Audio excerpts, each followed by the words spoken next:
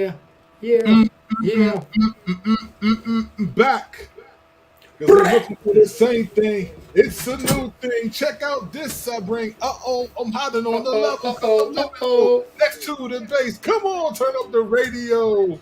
They don't know about that old public enemy right there. Don't believe the hype. They don't know about that junk right there, man. They Nah, not they ready for definitely that. don't. Hey They man, the definitely early don't. birds get the worm. The early birds get the worm. We early today, baby. We early. Yes. We early. It's probably because I'm just getting back from California. I'm on Might my, have something to do with it. what I'm saying? My time is all banged up. So I'm just getting back from California, even though they 3 hours back technically. So we would be early even if that was the case.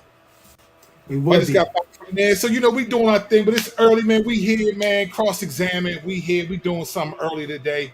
You know what I'm saying? And I'm gonna be honest with you. The main reason why we're doing an early episode today is because the Nets are playing the Sixers tonight. That's and right. we, and we That's right. hey, listen, we real people. This is not a job. It's an Nah, event. this is major. Yeah, this is not. This This is is. major. So we doing our thing, ladies and gentlemen. We are back to the grill again. The grill again. Back to the Yes. grill again. The grill again. Season 4, episode 17. 17. Yes, he Yes, said that, Baba. it is the frustrated Christian Kirk Kennedy with your favorite co-host Strizzy Strap the Wolverine. Kirk Kennedy, aka Beast. We got something for y'all. We got a nice joint for you. They don't even know about that Beast and Nah, they Wolverine don't joint. know nothing about that. They don't They know don't nothing know nothing about about that, that. Jay. They don't know nothing about that yet, man. So I am, man. It's been cool, man. I'm fresh back from San Francisco, and it was a good trip, man. It was, I don't travel. Well, I traveled again. I was in Chicago and Michigan in November. I used to travel a lot more than I do now. But the two differences in my travel now is that I take all my like photography equipment, all the stuff that if they lost my luggage is more expensive to replace. I take on my carry on, right? So Right. like if I take my camera, my drone, my iPad with all these other plugs and different things and chargers and all that. So my bag will be like a cool 40 pounds, right? Just walking. And I got like a On your messenger back. bag on my back. I got 40 on my back. You know what I'm saying? Like it's a jersey or something. So I'm It's walking good through for the these niggas. knees. My buddy flew me out, man.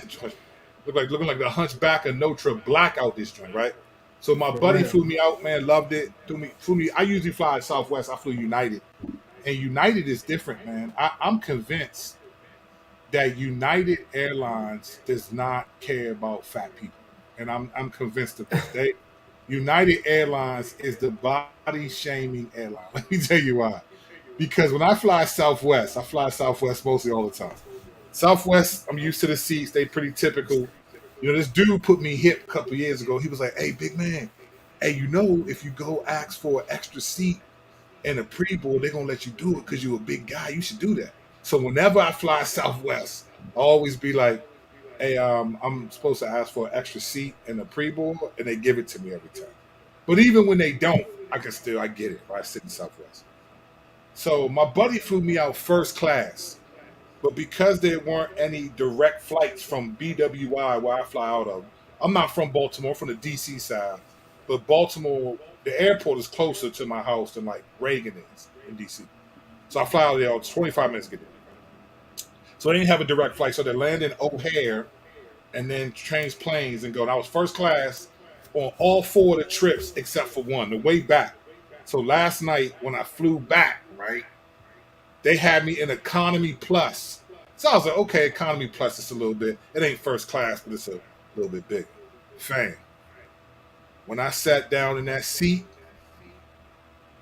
I squoze in that joint. I'm talking about. I'm talking about. This is where I felt like, wow, my body is really squishy, man. I squoze in that joint. I mean, I'm talking about getting in. The side was poking me in my rib, in like the You say corner. your body was real squishy though. Squoze. I was squozing. I texted my Stop dude. it. Listen, because I was on the waiting list for first class, right? He had bought first class, right? On the waiting list. Man, this dude was like, "All right, you should get through." So I texted him, "Hey, fam, are you right? Am I on the waiting list for first class?" Or he was like, "Yeah, you should be." So I said to the lady, "Hey, listen, I think I was on the list to upgrade." She said, "Let me check for you." So I was like, "Come on, Lord, go ahead, and let the Lord servant, get up in that first class." Because I mean, I'm talking about the plane hadn't even taken off yet, and my right side, I feel like my appendix was hurt. So I'm like, it looked like. So I was like, "Dang, man." I said, "I know striking floor knows something." Your appendix was about to C4. Hey, it's about the C4 for Word real. up. Appendix is about to And C4. listen, it was one of them situations where like it was a torture chamber. You can't get comfortable. If I sat back, Said a it torture was, chamber. if I sat up, my butt hurt. If I sat back, my side hurt. If I stretched out my leg, all of it hurt. It was like this was a 4 hour flight. Sure enough, Yeah, they was like, "I'm sorry, that's sir." not cool. They said we can't upgrade you. This is your flight. So I was squozing, fam. I was in that joint. And you know, when you a big black dude with dreads, with colored tips, you look famous with a mask on. Everybody was looking at me like, "Man, who's he play for? I wonder who this." It was like I was in that joint, like, "Man, let me sign an autograph or two." Ooh. Telling You you, should man. have cross-examined. Man, it was wild out there. I was getting ready to lie, sign some autographs, see if I could lie my way to first class. I was like, man, I was squozen. That little sidebar right there, that joint was probably like, "Yeah, we gonna give him all we got." It was in that joint, just like I'm talking about. I was sitting forward trying to squeeze out. I was like, that joint was hectic, but I made it by the grace of God. I made it, and then United does stuff like this. They'll send you these texts, which I appreciate. But the text message was like this: "Look, you're going to land in C13, but your new flight is in B20. It'll take 13 minutes to get there." That's how big the airport is. I landed in one gate and had to go all the way over to another with a 40-pound bag. Man, I sat down twice. That's the old hair joint. That's the old head joint. I sat down Yeah. twice. I'm all sweating because they got to wear the mask. So it's nothing. So it's all nothing but hot air on your face off. So I just sat down twice. I said, man, I'm making good time. That joint, man. So United, you guys are body shamers to the fullest. You know America is obese. Open them seats up a little bit, man. You making people. If you don't want to be squoze, you got you got to sit in first class. And so I like Southwest, man. They know how to treat I ain't fat. never sat first class before, man. You balling. No, I got paid. It was paid for. You know when I know, cause you big time. You special. I am big time, and that seat proved it. That seat let me know that 4 hours was a long time to be big time. That was the one time where I regretted it. So, but I'm home. My boys was waiting up for me when I got home, so I was excited. Today That's what's is up. my son Vanito. Some of y'all know Von Von.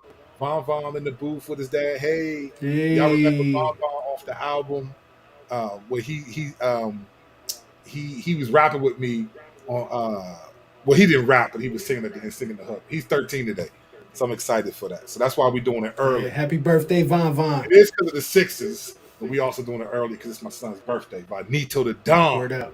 So we doing that. But listen, man, so what you got going on, Strizzy? What's going on with the album, with the videos, with the painting, with all that? Man, I know you restaurant, give Oh it to man. us. Yeah. I guess I'll start with the painting. It's right behind me. This is what I'm working on right now. It's a big joint, about 6 feet by 4 feet. It's going to be up in the hospital down here that they're building in Lancaster. So I'm excited about that. Um, the restaurant, fam, keeping employees has been bananas. It's been an experiment. Like, Still keeping really, them really. tough. Yeah. I mean, we got one faithful right now. We got a young lady also that's working with us, helping us. She's friends of a family that we came to know through the church. So she's there. You know, listen, man.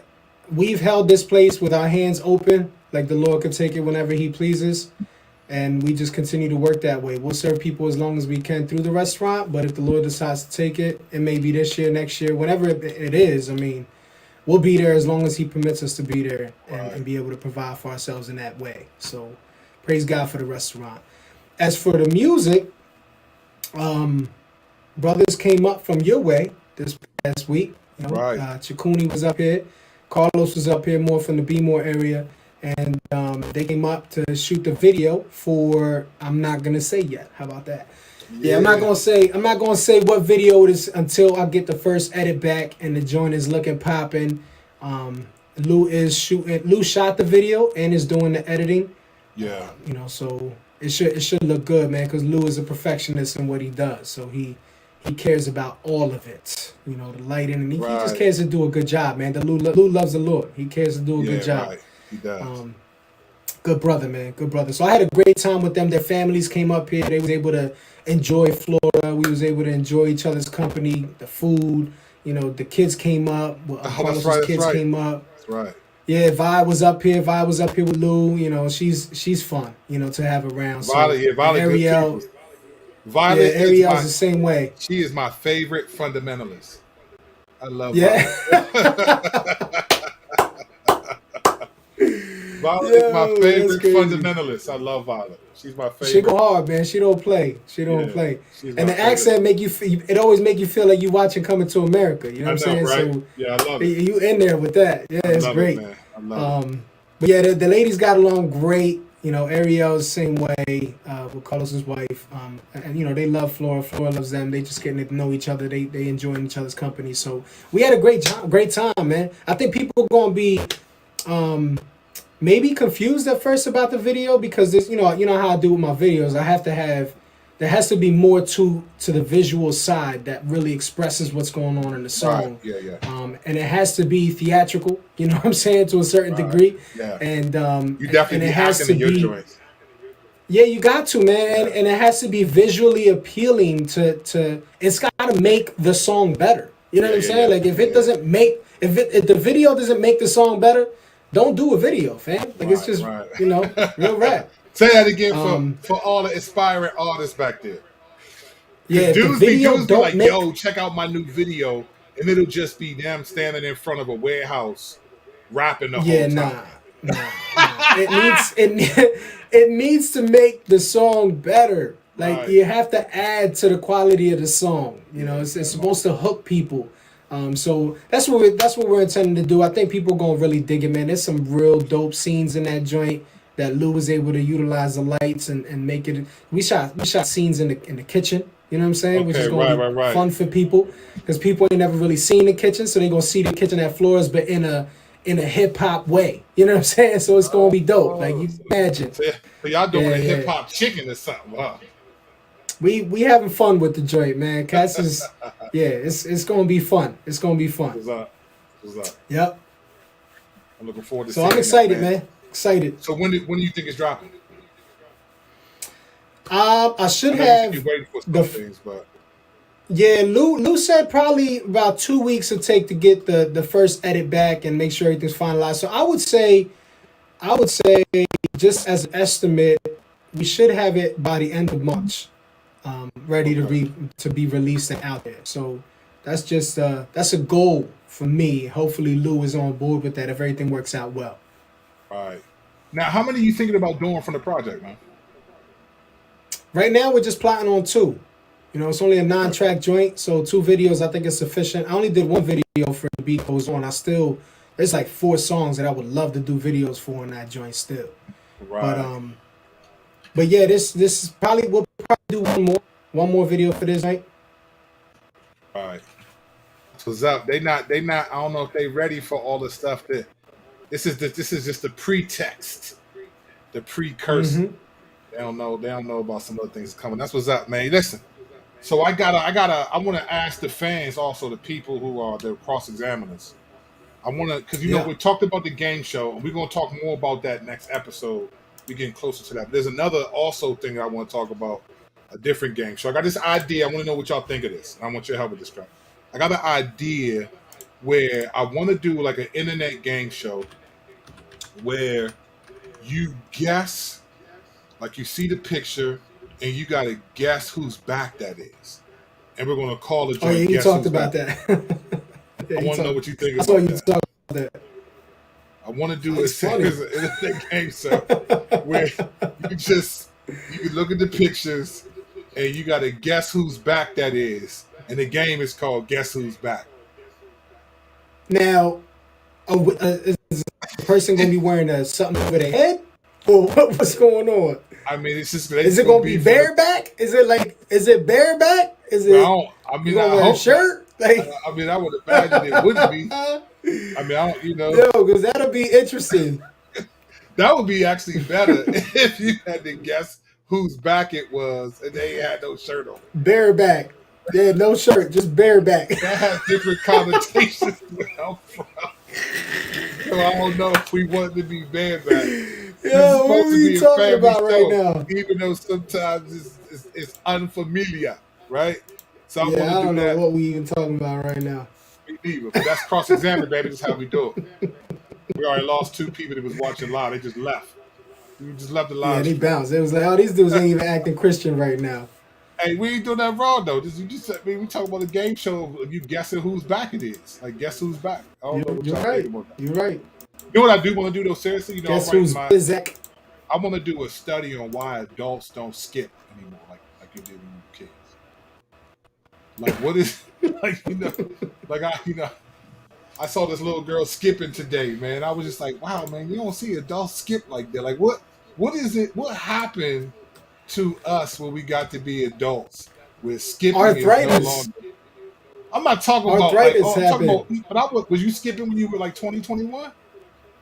Yeah, every now and then I would do it just because it was fast.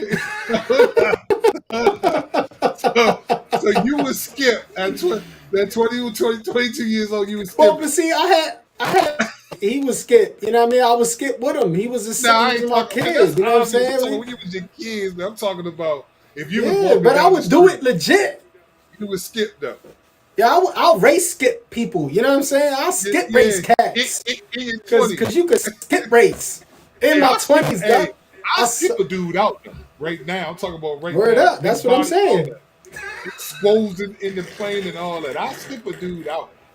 Like I skip. Yo, You know, call you should have myself. skipped somebody for that first class.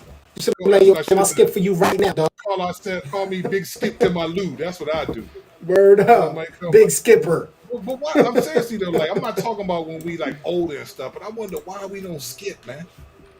Like what is like you can get like some places like if you're 25, 26, you don't see no 27-year-olds just skipping down the street. If they do, they usually on the spectrum. What Because your is it body about can't handle it, fam. at 27? Hold up, I man. mean, nigga, nah. I don't know. Dudes don't want to be sweating. You want to look pretty with your gear on. You know what I'm saying? You want to be sweating. You want to look like OJ in a commercial skipping down the airport. Like, come on, fam. The Hertz commercial, OJ, skip it down. Yeah. Right, that's what we gonna do. This is what I'm talking about, Norm. Right here. You and Doc Trino skip racing in a video. That's the next video. You said you would skip race. People be doing, I'm talking about skipping, man. Skipping is a beautiful thing, man. We need to bring skipping back. Yo, You know what I'm saying? Let's make skipping great again. I'm gonna go on a Twitter let's tirade skip about that. this. Let's skip this section. Nah, man. See, this what I mean, man. You ruin the party, man. Stop being a party pooper, man. It's the party, man. We party across that. Hey, I tell you what, though, I'm gonna ask you what you thought about it. I had a real conversation with my son today, and we were talking about would we go see he had brought up my oldest son, Miho, Santiago. He brought up he wanted to go see Morbius. He said, "Hey, Pop, I think I want to go see Morbius because Morbius is a little werewolf type thing." And so my two Yeah, younger it's a little dark. kids, it's a little dark. I haven't seen the new Batman yet. They saw it this past weekend. Their uncle took them while I was in Cali. I was gonna go see it when I was in Cali, but I thought, nah, I'm gonna come Ooh, back and see it that with my joint was boys. dark. I heard that jump. So they saw it. They told me there was a couple Yeah, that spots they were a joint was little bit dark. afraid. Yeah, that's what I heard. I'm still gonna Yeah. see it though because I I can handle mean, it. that joint was Batman meets Saul for like the first half hour. Was it really? It was going like that? Fam, it was Batman meets Saul. That joint was crazy for a little while there. Yeah. Wifey was Oh, like this.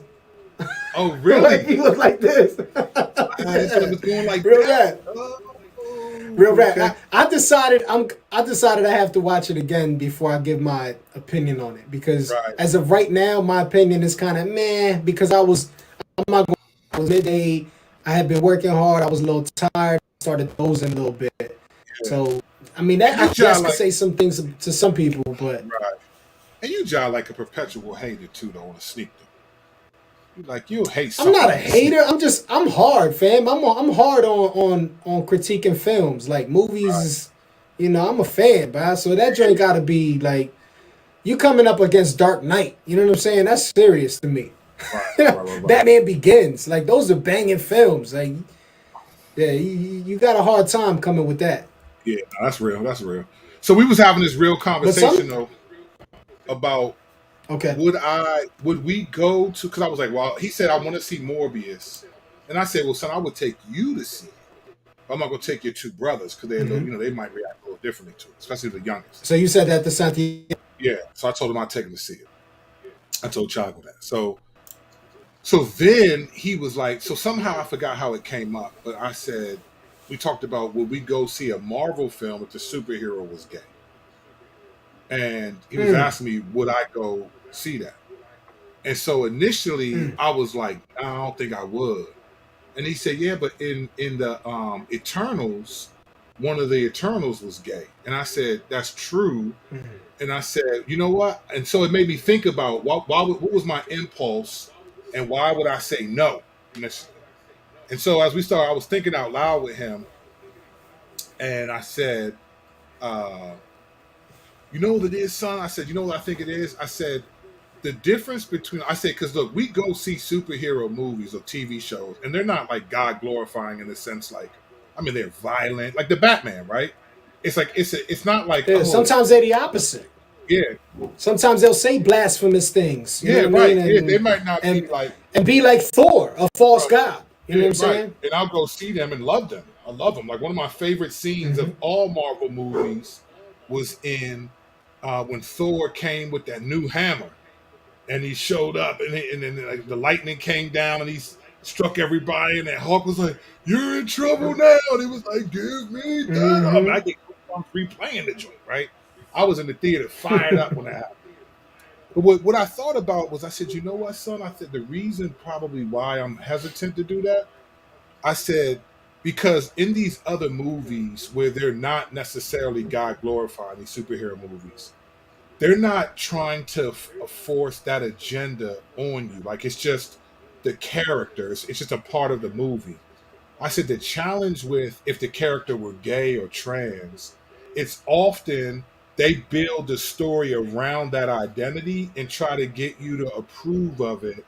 And I think I think people are tired of needing to approve of this because for your self esteem, even if I disagree morally, right? If I have a moral, objection to it. The problem is, so I said, you know what? If the superhero were gay, because there's not a lot of love scenes in superhero movies. It's not like that would be Hmm. wild to have like a sex scene in a superhero movie, right? That doesn't typically happen. Yeah. DC Comics might do something like that, but Marvel typically doesn't have that.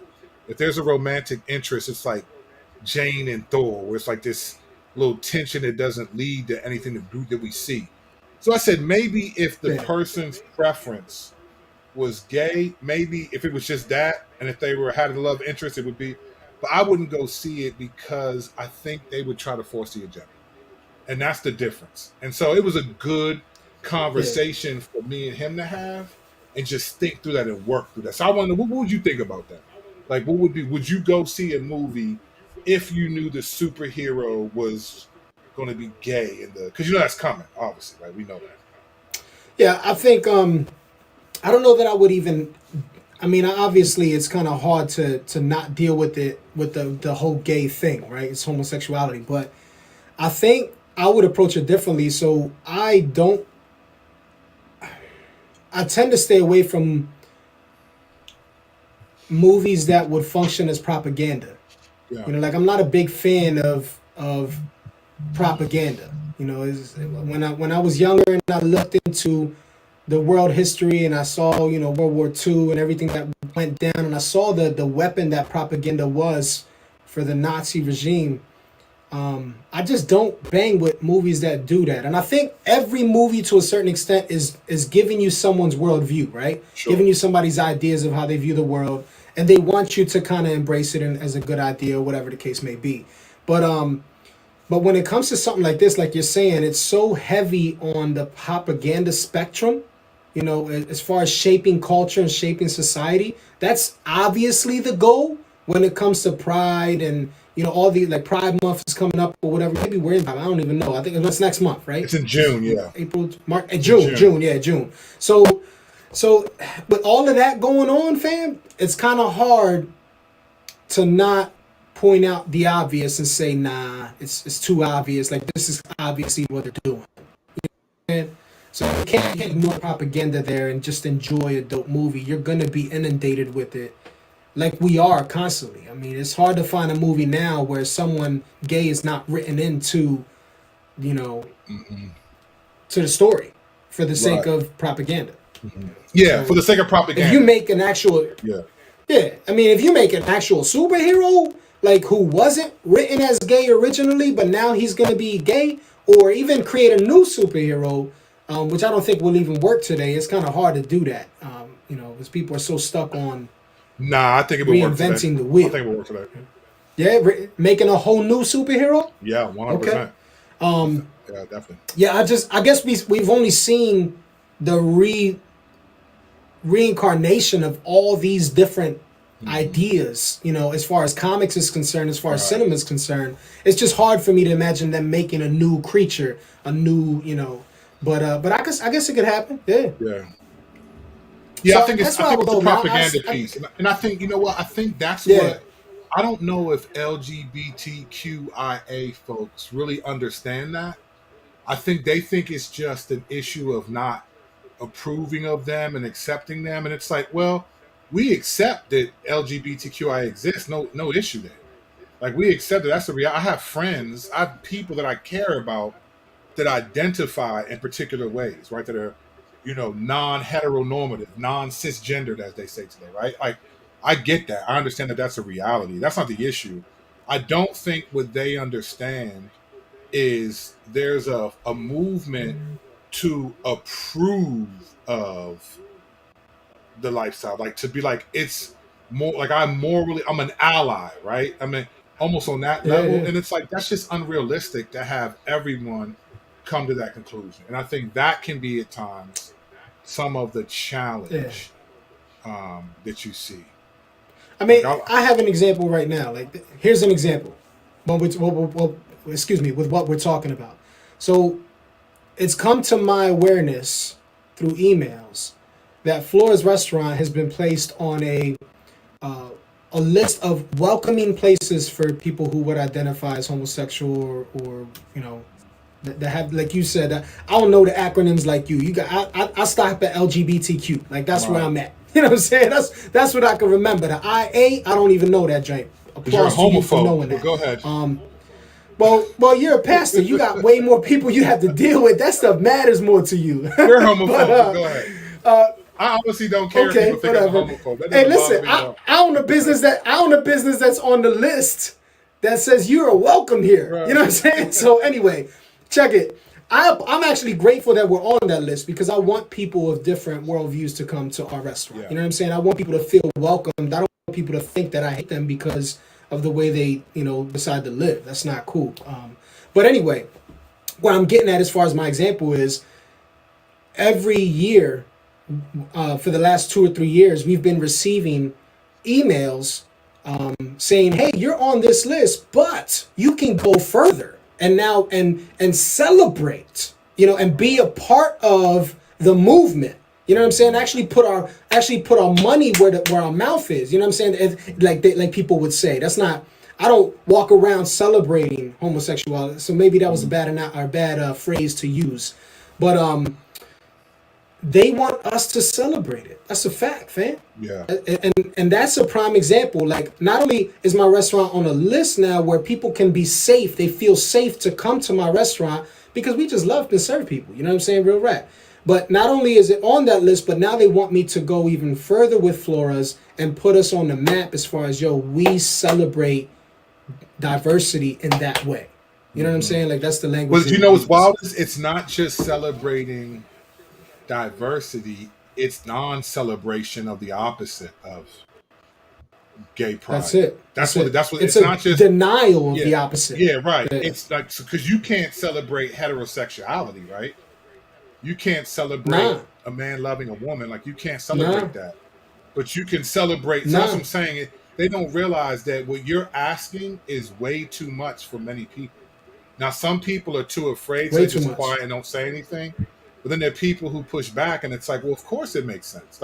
Like to me, I Right. understood why people, particularly white evangelicals, were pushing back against a "you must care about racism" agenda. I get it because you're telling people if they don't care about this, then they're not genuine. Or when you had people on the right making it seem like if abortion is not your main, you must think abortion is worse than slavery or and whatever happened to Right. black people, or you're not genuine. It's like I don't have to think that way. Like I don't have to. White people Oh, they don't take gotta this. stand up for racism, and I don't gotta think abortion is a greater atrocity and the greatest atrocity ever. I don't have to think that way, and I think that's what the I mean, agenda is trying to do. this is a segue into what we're going to talk about today. But when you think about people's standards, their standards become the platform by which they judge. You One know, hundred percent. so when I have a standard, I'm going to judge everyone else according to my standard. Yeah. So, and that's what's happening. So when Right. society says we must celebrate something and shame this thing, now all of a sudden that's the standard that Hmm. everyone is held by in society. And that's what I mean, people don't that's get. why that's the first song on my project, Social Pariah. That's Hmm. when Lecrae comes in and he's like, "Yo, this is the setup. When everybody decides this is right, anyone who stands against that is a social pariah. They're an Right. outcast. They're the bad guy." Right. You know, And that's the reality. We're that's going to where touch we're on at this a in little bit society. later on a different level, but that's what I don't think a lot of But people get, and I don't think people in the LGBTQIA get is that right, you're not asking me to celebrate you. You're asking me to denigrate the opposite of you and to have a low view of the hmm very way that I am. The very way that I want and not want my children to be that way. Like I need to so celebrate you that if I have kids today, I need to let them decide their own gender. And it's like I'm not. That's just that you're asking for more than any other human beings have ever received. Black people never yeah. I got mean, this. No one's got this before. they're asking for you to allow them to decide what is right and Yeah, what is wrong, yeah, you can't do and that. and they determine that, and you cannot buck against it at any area. Yeah, So you're trying to. there's no Yeah, yeah. mercy. There's no mercy. Well, we about to get into that. All right, There's no mercy, man. couple of episodes. We on 360 News. I'm gonna skip through some of these because I want to just get to what we're talking about. But we definitely got to talk about just your Ukraine. Russia is ramping up. I've heard many things that Russia thought this was going to be a quick smash and grab, and it's obviously become more than that. Recently, both you and I looked at Yeah, a news broadcast talking about the nuclear weapons and the way that Zelensky is basically sounds like he's putting out there that Russia has either if they've taken Chernobyl or trying to take Chernobyl and having nuclear capabilities. They've turned the power off at Chernobyl. Right. So the concern for you had Putin talking about he'll nuke, you know, he'll use nukes, and he threatened the U.S. with that. He threatened the U.S. yeah, with that. And then you have yeah. this Chernobyl thing, and so gas prices are rising in California. I thought it was just like fake screenshots. No, fam. That gas is 579, 609, 619 a gallon out there in California. Man, I hmm was walking real as much as I could. I wasn't trying to go through a whole tank of gas at all out there, right? But like this thing is becoming a international nightmare, and so I'm curious to know what you think about just the idea of them having nuclear weapons, taking Ukraine's nuclear weapons and seizing control of them, and also now this huge appeal for the no-fly zone from NATO. Because if you create a no-fly zone, then I we don't. have to There's go to new. war with Then does new. Ukraine have nukes? I don't think they have nukes, nuclear weaponry. them. I don't think Ukraine, they have nuclear weapons. I mean, they have they power have plants. nuclear sites, No, they have power power plants. Yeah, plants. Yeah, yeah, yeah. I don't. Right. I don't think they actually have armed weaponry that's nuclear though. I don't think they No, actually they have have power plants nuclear that you can make. weapons. Yeah, right. Right. And they did take over the largest one in Europe. Chernobyl. I Yeah. mean, the largest power plant. Yeah. So, man, I guess where I'm at with it is it's kind of wild to see even now civilians being targeted. I think that's been confirmed that civilians are even being targeted by Russia, Yeah. by Russia's Yeah. military. That's crazy. Um, it's just wild to me as we sit back, unable to do anything. I mean, of course, as Christians, we're able to pray, which is the We got greatest to thing we pray. can do That's the because we're thing. dependent upon the Lord. But when you think about it, though, all of us kind of feel like we're powerless here. Like how much can we really do? I mean, they're attacking. And then when you think about hunger on a world scale, Russia is like the number 2 producer of grain in the world. You know what I'm saying? And I think Ukraine's number 5. So now you have the two of the greatest producers of grain, which involves wheat and yeast, everything else. You know what I'm saying? When it comes to eating, are now not going to be shipping pretty much, right? I mean, how do Ukraine's shut down? Like they're at war. Russia's at war. I mean, we're still, I think, pulling in some supplies from Russia. But fam, this is the way this can actually affect people all around the world. I don't think we've considered it yet. I don't think we've really grasped it yet. In the 90s, I read a book, or in the early 2000s, it was a book called The World is Flat. And it was the first time a book was describing what we now call globalism, where the book was talking about how companies, this was back in like 03, 04, fantastic book. And it was talking about how companies like outsource stuff to like India. Like they said, whenever you call like AT&T, you're going to hear people with an Indian accent because they've outsourced all of For that to sure. these countries. So the point of the book was Yeah. saying the world is connected in because of just an economics, commerce, and things like that, right? The world is connected through business, and companies are growing as a result of U.S. companies and other countries outsourcing responsibilities to other nations. So it was the first time I thought Mm-hmm. about how connected we are as a world because, and this is before the internet really blew up, right? This is the early stages of the internet. I mean, it wasn't like it is nowhere now. Social media didn't exist yet. I mean, social media may have been like MySpace. I think he had a MySpace page back then, and that's how people were using that type of thing. But it wasn't like it is now. And so when I thought about the book, I thought about the way that it's all connected. And so wars like this are so connected to everything that it really can affect and is affecting the global economy. I mean, our gas prices, I've never seen them this high in my entire life that I can remember. I don't remember. Yeah. If I did, I wasn't old enough to drive, so I didn't care how much gas cost because it didn't concern me. But I haven't in Right. a long time. I don't think I've ever seen gas prices. So that it's a global effect. But the other issue about Ukraine and Russia is the prophecy. So I had a conversation with someone earlier today, and they asked me, they were like, "So what do you think? Isn't this escalation like in the Bible?" Like I was reading my Bible, like, "Oh, this is what Revelation was." So I'm seeing an uptick in sort of the Bible in one hand, newspaper in the other, kind of those who kind of espouse that theology. But even people that I know that don't normally think like that are now looking at this as a prophetic statement from Revelation. And look, are you hearing that at all? Just an escalation and uptick in sort of the prophetic language of the apocalyptic language of the Bible. Are you hearing people talk like that?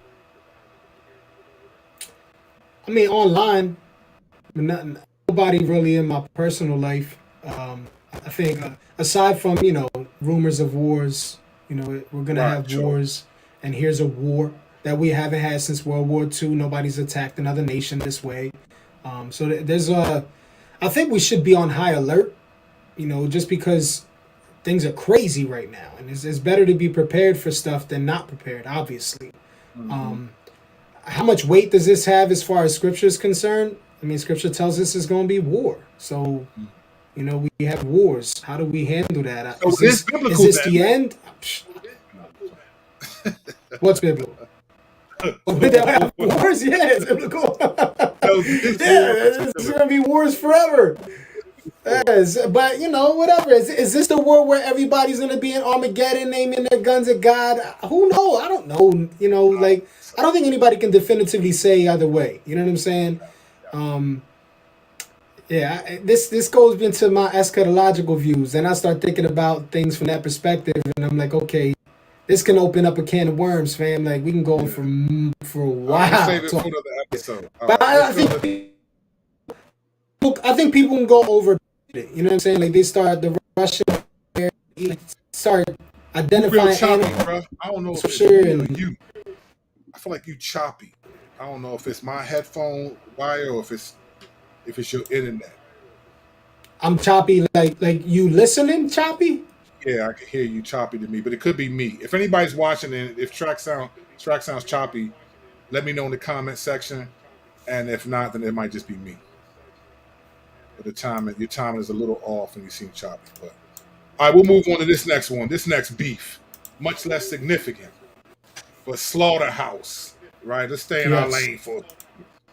All right, so you got Slaughterhouse, four individuals who came together as a rap group, full beasts on the mic. Like each of these guys, in their own right, tough lyricists, came together based off of a song and formed the group Slaughterhouse. Royce the 5'9", Crooked Eye, Joel Ortiz, and Joe Budden. Right, these were all artists in their own right, came together to form this group. Royce the 5'9", because of his relationship with Eminem, eventually worked it out so that they got on Shady Aftermath. That didn't work out. Joe Budden had real problems with them. And I know I'd heard over the years a lot of like back and forth about Slaughterhouse and them not liking and agreeing with this and that. And Joe Budden, was presented as the problem child of the group in one level. I And mean, just that's pretty watching him, believable.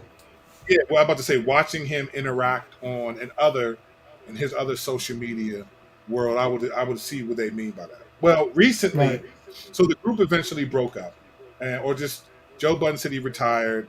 Royce the 5'9" done a couple of solo projects, and Joel Ortiz and Crooked Eye have seen like some singles here and there. All right. So Joel just put recently, the album last year. He did drop the whole project. Don't know. he did. That's right, right.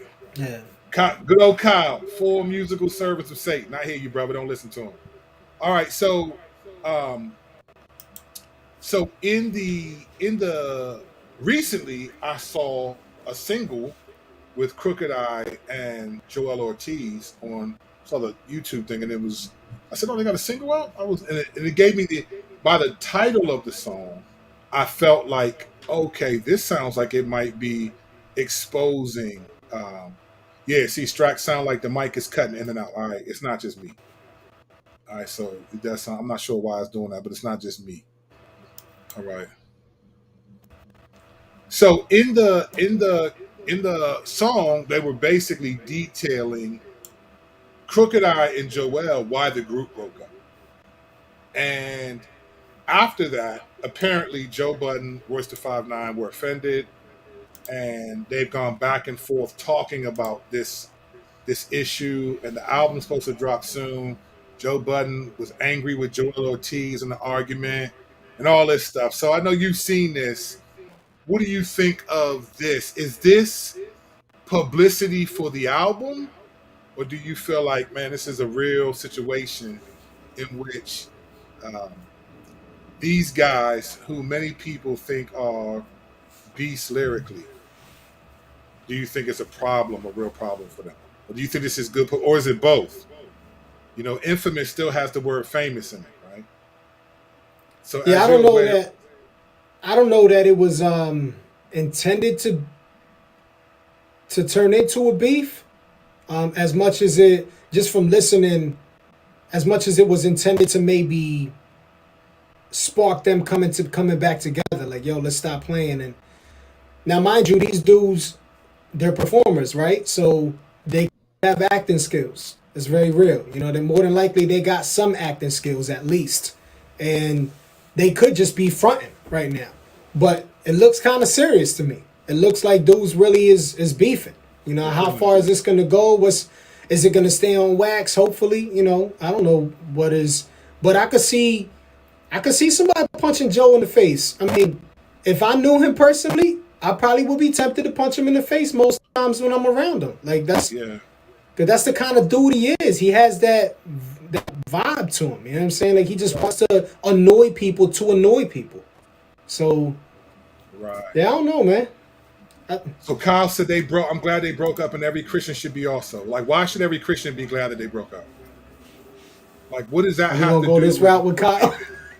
I'm just. It's we just. gonna It's we just. gonna go squirrel.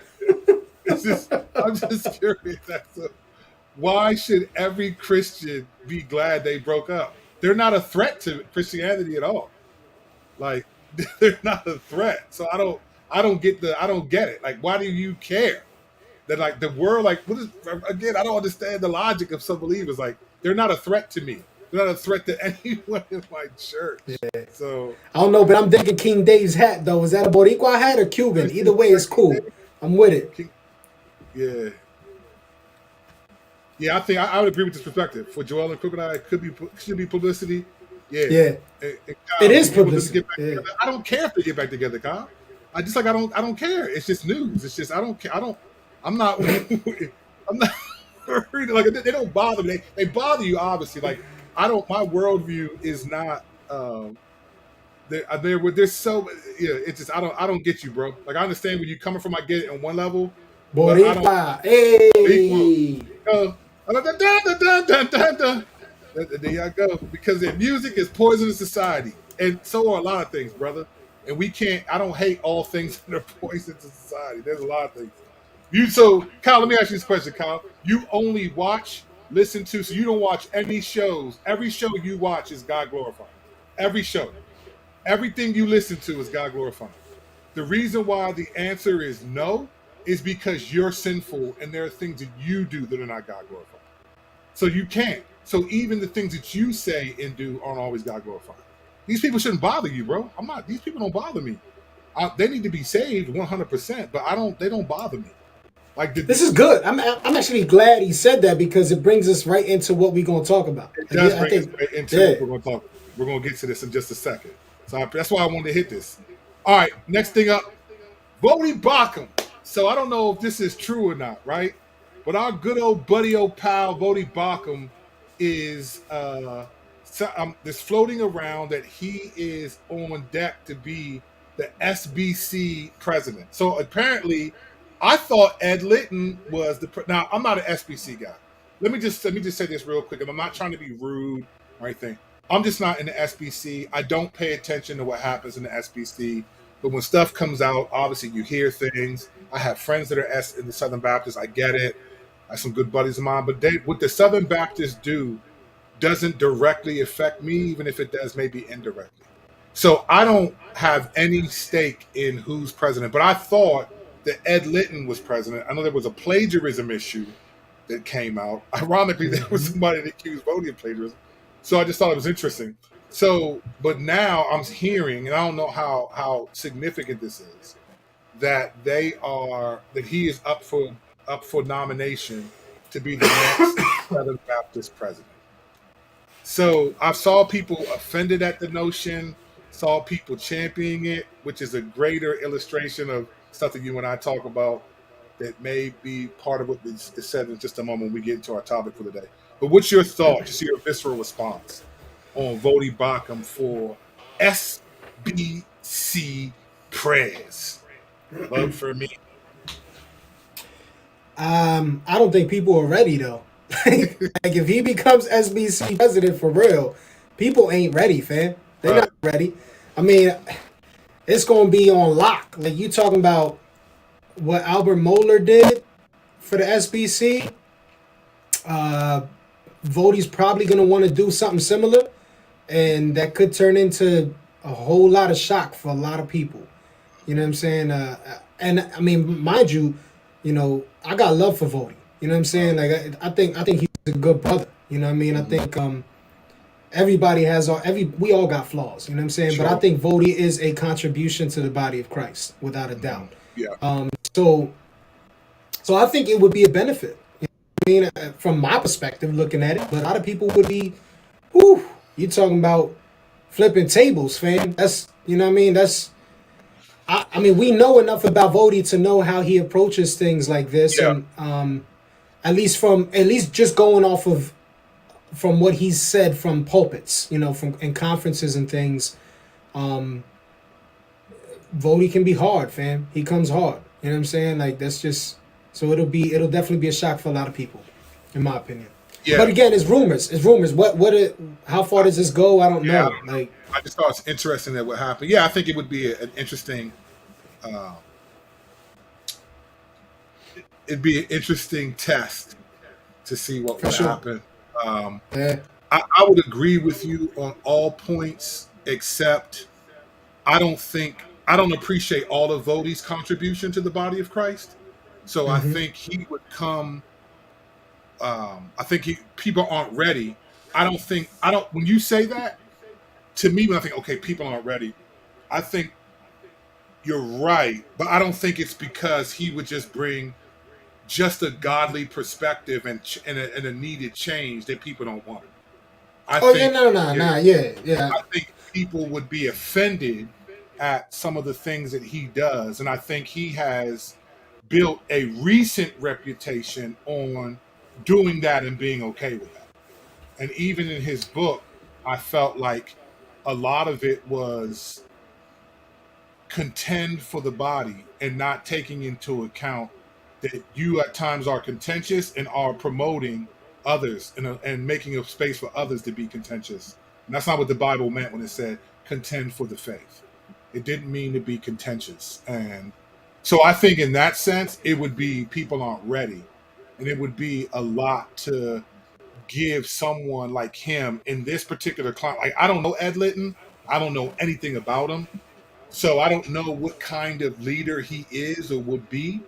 Would he be more moderate or would he be? I just don't know.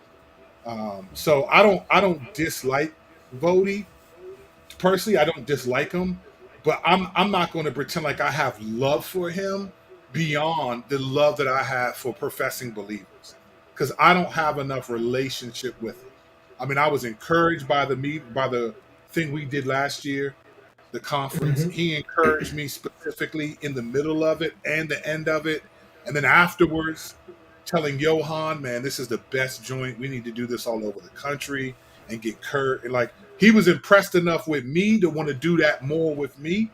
And I was great. But you spent more time with him. He was in a restaurant. You fed him, hung out with him. So in that sense, so I don't have love for him on a relational dynamic. I have love for him on a theological one because he Yeah, professes to believe. I love those who are brothers because that's biblically commanded to do that. But right. I think it would cause it would cause significant division because I Yeah, think when any leader leads an organization of that magnitude and has an agenda, like I'm talking about a real agenda. Like it's one thing to be like, let's make some theological changes. Like there was a point where the SBC wasn't reformed, right? And so when Al Mohler came on, he brought in reformed theology, and that was a significant challenge for many people who were not reformed. yeah, But that yes, didn't have the same as what's happening in the culture today. Because Vody no, has I think Vody's theology at times is too theological personally, I think, to sit in that role. That's right. That would be my concern. I think he loves the Lord. I think he is a contribution. I don't have any beef with him. Like I don't have any personal beef with him, but I think he's too theological for that position. yeah. I mean, the climate right now is a lot more broken than it was back then. I think, 100%. you know what I'm saying, as far as society is concerned, as far as the church is concerned. There was obviously a liberal pool, you know what I'm saying, Yeah. and God used Moeller to bring some correction in areas that needed to be corrected, and Right. whatever the case may be. But now, um, when I said about, you know, flipping tables, I use that analogy on purpose, you know, because some people will see Vody's views or Vody's attempt at what he would believe is doing righteousness, um, as being divisive. You know, he will have those. I mean, you talk about anybody who wanted to put CRT and use it as an analytical tool Yeah. in the SBC, automatically is going to be marked Right. as someone who brought the downfall of the SBC, Right. or is bringing negative. That's just the Sure. reality. I Yeah. mean, Yeah. so that's what I was referring to more than anything, as far as people not being ready. Like it Yeah. will cause, there would be an automatic line drawn. You know what I'm saying? Like, this is the No, it line. would be, and I agree with you. I just don't know if I think it would be all for righteousness' sake, though. That's where I'm getting.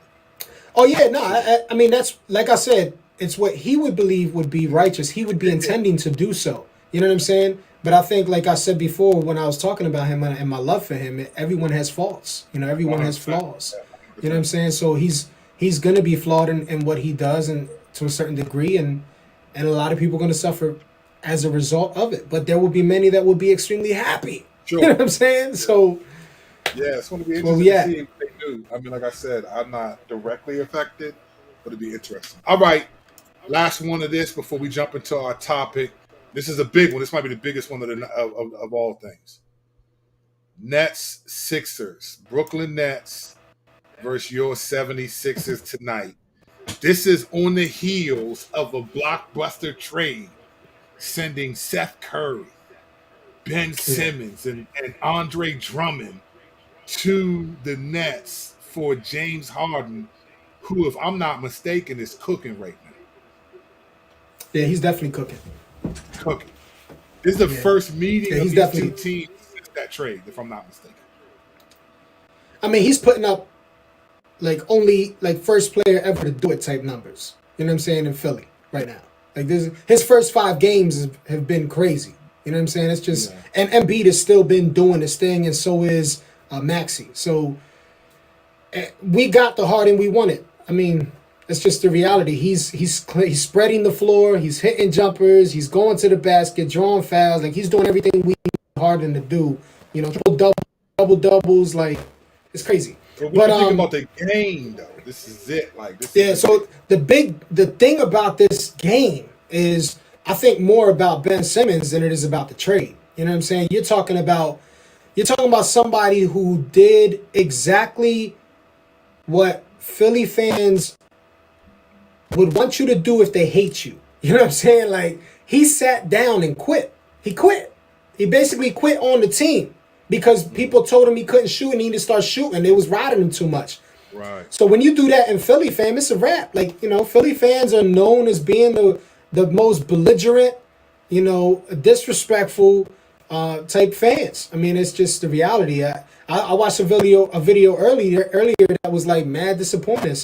Ben's walking from a coffee shop to the bus, and they calling him out his name and saying all kind of stuff, and I'm like, yo, this is corny. Like, do that at the game at least. Don't walk around in the streets following my man while he's getting coffee, and then you calling him all this stuff. Like, come on, man, get a life, B. Like, the Sixers ain't paying for that dude's lunch who was yelling at him. You know what I'm saying?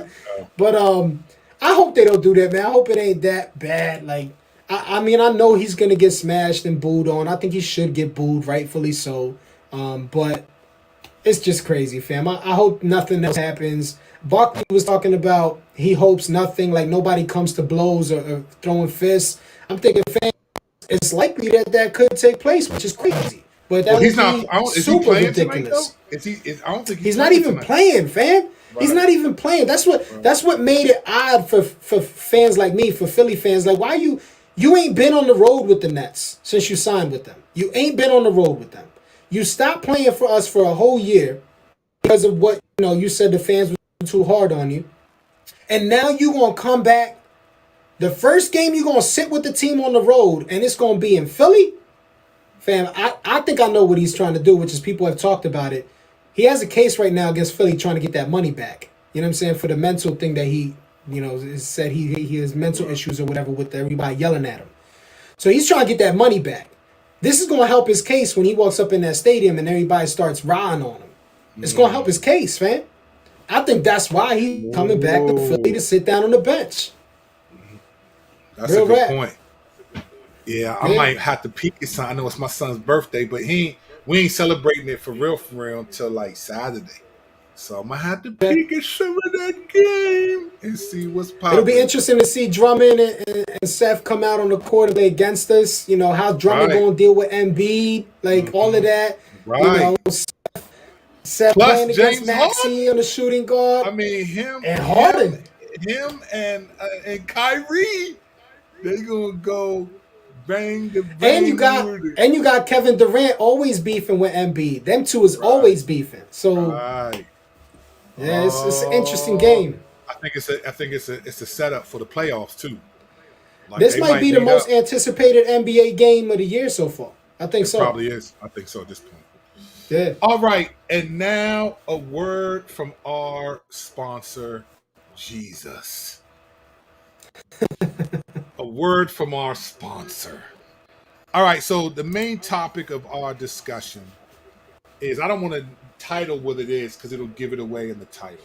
But let me tell you what we're going to talk about in just a second and tell you why. So I wrote an article in early February called "Did Black Evangelicals Let White Evangelicals Say Nigger?" And that article got a huge response, at least for me. Over 5K views, reads. For me, that's a That's lot big. of reads. That's a lot of reads.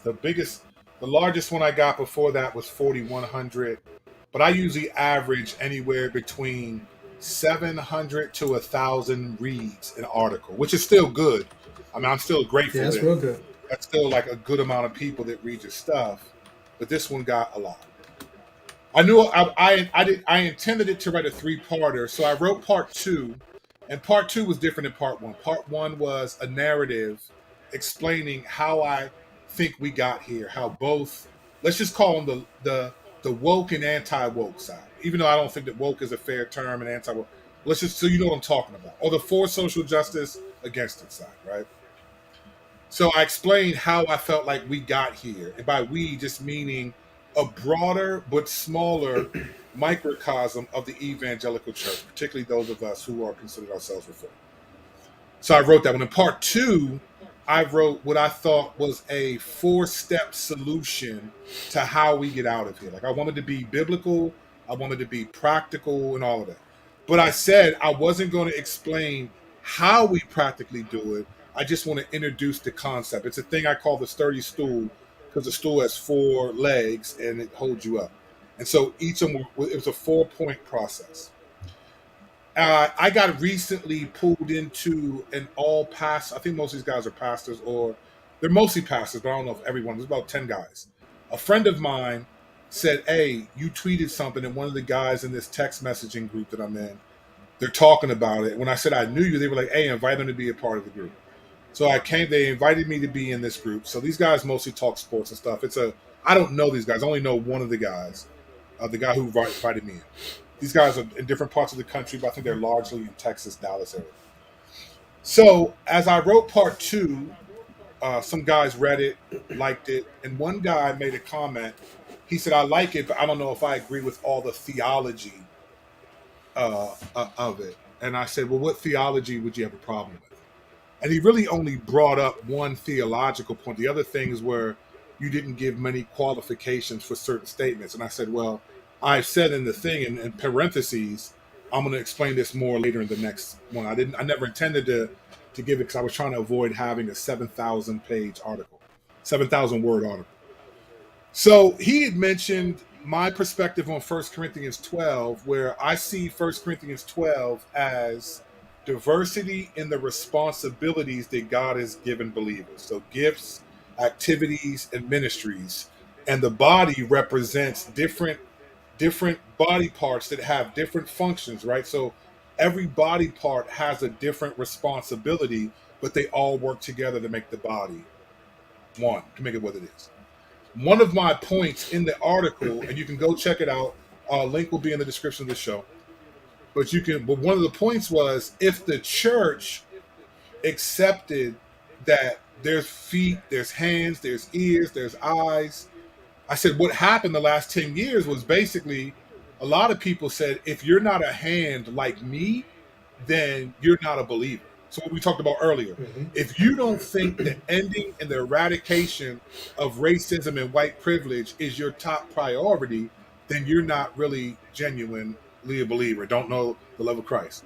Or if you think abortion is not a greater atrocity than slavery or any racism to people, then you're not. And so it just became this, because you're not a hand like me, you're not part of the body. And I was using that as an analogy. And he said one of the challenges that he had with my article and using 1 Corinthians 12 that way was that it, like what he said, would it matter if Paul was talking to the local church rather than talking about the universal church? And I'm not sure why that mattered to him, because even if Paul were talking about the, first of all, every letter in the Bible is written to a local church or a local body of believers. It's rare that it's, particularly in the New Testament, it's rare that it's written to future believers. It's rare. I mean, Jesus' prayer in John 17, he prays for the future believers who hear the gospel message and respond to it as a result to the apostles. But it's rare. So on one level, excuse me, on one level, But letters were even told, they were even told to pass letters on after they read 100%, them. Colossians 4, read this Yeah, letter aloud to yeah, see it and read it. So, and so pass we it have on. evidence that letters went to other places, and before they became, Right. and I think that's partly why the canon was selected the way it was, as because some of those letters had traveled in other churches. So Paul always dealt with what was happening locally, but to try to think that it wouldn't be applied universally, like, so then what do you do with First John? Whoever loves his brother, whoever doesn't love his brother whom he has seen, cannot love God whom he hasn't seen. Is he just talking to the churches in that area, in the diop? Well, who's he talking about? Like, how do you? Isn't that all the universal statement? So, I've always taken the letters to be universal unless the context was specifically local, like things like women wearing head covers. I don't think that was for all people, for all believers all time, right? Or men not having long hair or whatever. I think we understand those things. So Hmm. as we were, so I was thinking, I don't necessarily know what that matters. But then, and I wasn't saying this about him because I don't think this is what he meant, but it dawned on me that this conversation is actually the problem of why the church, and when I say the church, what I mean is the context of, in my world, a lot of reformed people from Vodi Bakums to Thabiti Anyabwiles, right? The spectrum of believers. I don't mean every Christian in Christendom. I'm talking about in America and within the context of the church, a microcosm. To me, that's big because it's the world that I'm in. But the world is much Hmm. bigger. Reformed theology, people who are reformed are a minority in our nation as it relates to even evangelicals. There's mainline Christianity. There's a lot of stuff that's not our world. So I'm only saying this once because I don't want to hear I don't want the correction, you're slandering the body of Christ. Of course, I'm not speaking that every Christian thinks this way.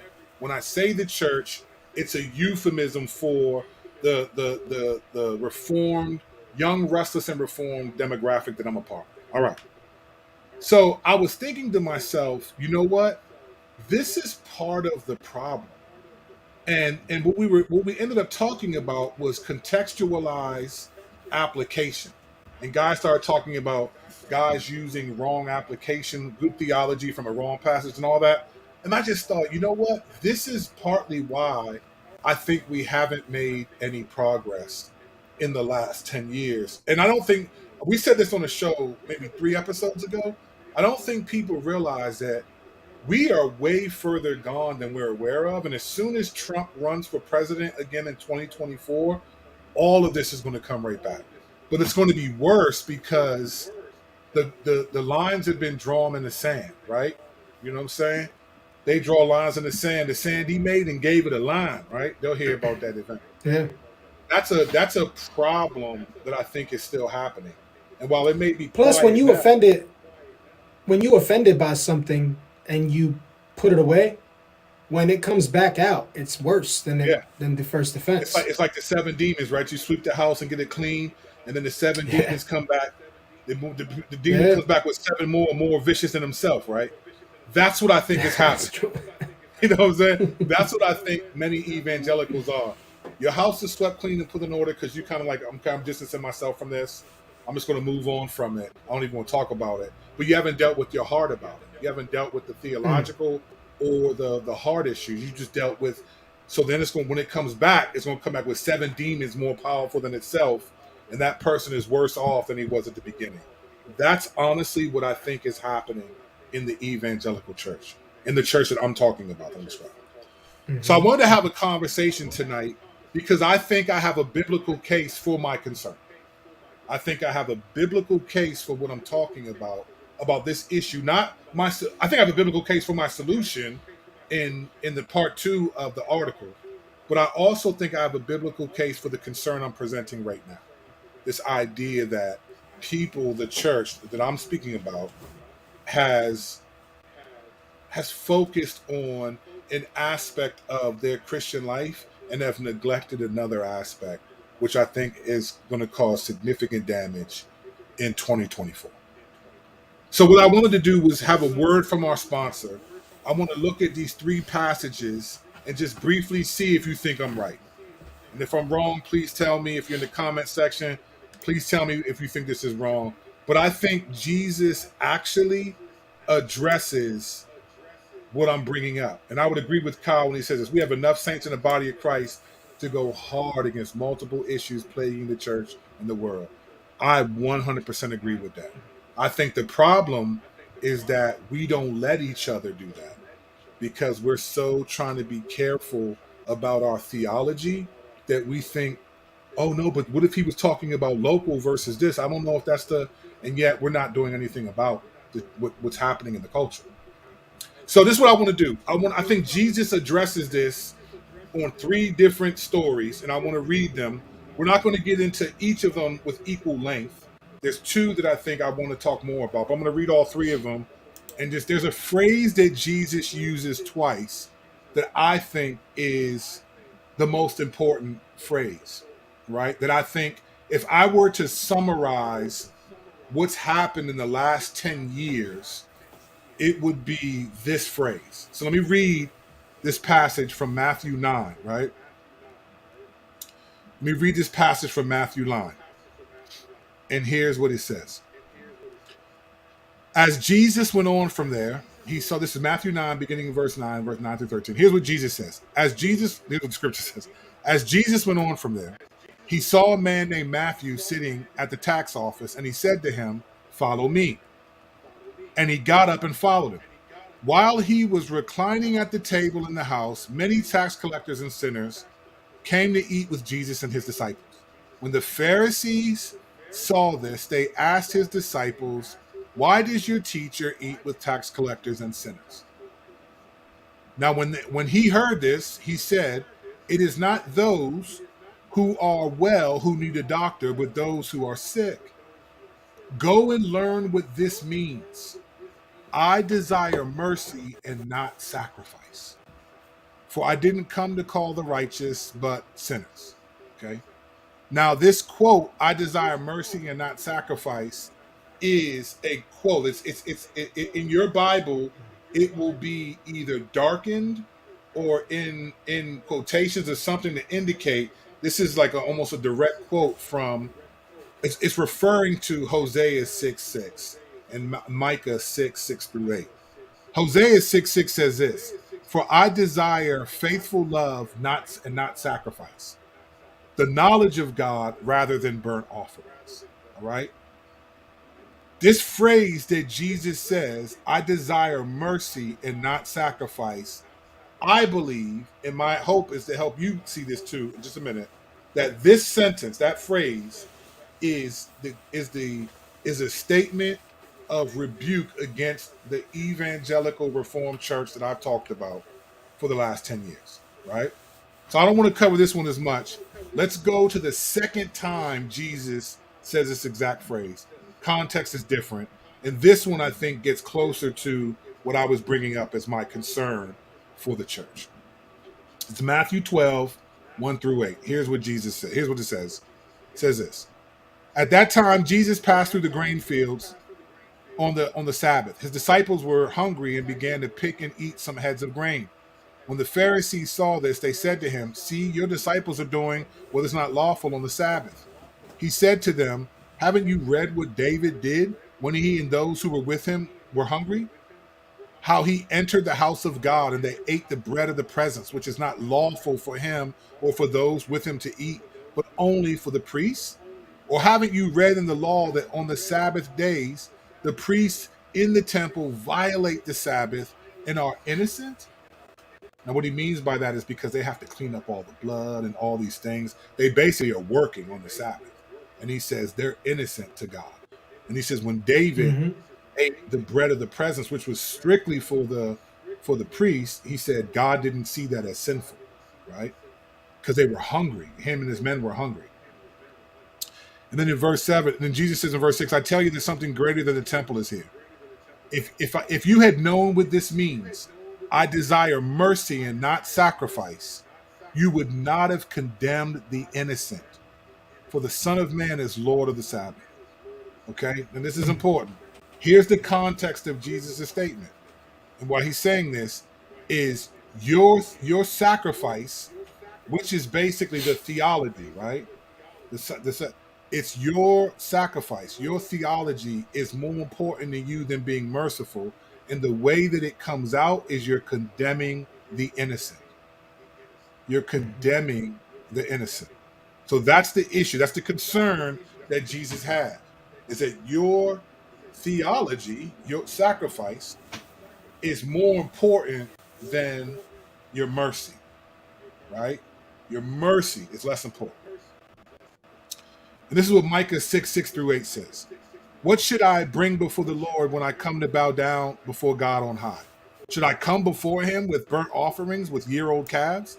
Would the Lord be pleased with thousands of rams or 10,000 streams of oil? Should I give my firstborn for my transgression, the offspring of my body for my own sin? Mankind has told each of you what is good and what it is the Lord requires of you: to act justly, to love faithfulness, and to walk humbly with your God. Right? So when you look at what Jesus is saying in this Matthew 12, he's saying, look, I desire mercy and not sacrifice, pointing back to Hosea 6:6 and to this passage we just read, Micah 6:6-8. So sacrifice clearly means here obedience to the Mosaic law. Like that's what you do. When there's sin, you sacrifice to the Lord. And he even mentions it in this Micah passage. Should I sacrifice? Should I do this? If 1,000 rams, if I Right. did all the right sacrifices, would those atone for? Is that what God is asking of me?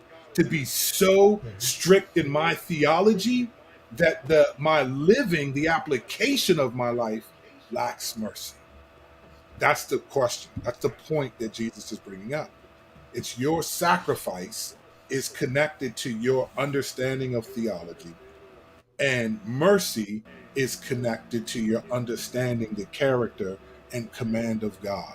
And his point here is that in Matthew 12 is that you condemn the innocent because you desire sacrifice, not mercy. Right? So if Jesus says, I desire mercy and not sacrifice, go and learn what this means, then he's saying to those people, the Pharisees, you desire sacrifice and not mercy. And it should be the other way around. Now, I think Jesus brings this home in the most familiar passage of all of us. And I'm going to read this through this lens, and then Strack and I are just going to make a few observations about what we see. And you feel free to chime in, agree or disagree. This is what we think. Luke 10:25-37. You know this story very well, but I want you to think of it from the lens of what we're talking about. Then an expert in the law stood up to test him, saying, Teacher, what must I do to inherit eternal life? What is written in the law? He asked him. How do you read it? Very important question. How do you read it? This is what Jesus said to him. Here's his response. He answered, Love the Lord your God with all your heart, with all your soul, with all your strength, and with all your mind, and your neighbor as yourself.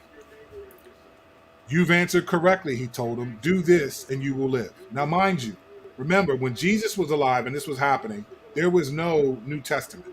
So everything and every understanding, this expert in the law is explaining what the law is, to love the Lord your God and your neighbor as yourself. So that is not a New Testament phenomenon. It is not something that Jesus alone taught. That is what Jesus, through Moses, also taught. And they understood this. This is an expert in the law.